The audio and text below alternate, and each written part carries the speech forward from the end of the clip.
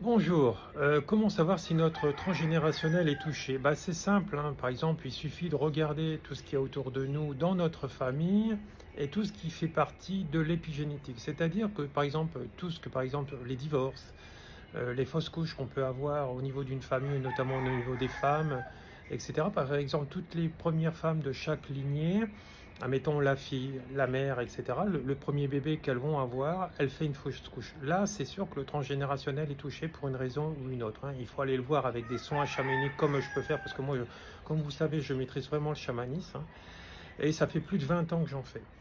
Donc voilà, donc ça c'est vraiment du transgénérationnel. Alors il faut savoir que la science, il y a quelques années, elle avait mis donc l'ADN, 95% de l'ADN en ADN poubelle, hein. Après elle s'est rendue compte de son erreur et après elle a dit que ces facteurs-là qui ne représentaient pas les maladies, c'était un brin d'ADN qu'on ne voyait pas et ce qu'on appelle l'épigénétique.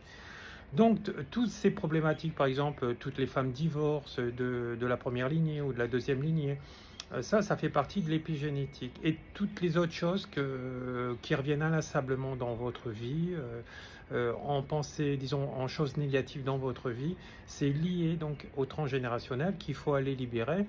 Et donc, les soins chamaniques en médecine naturelle sont les plus puissants pour pouvoir libérer ça définitivement.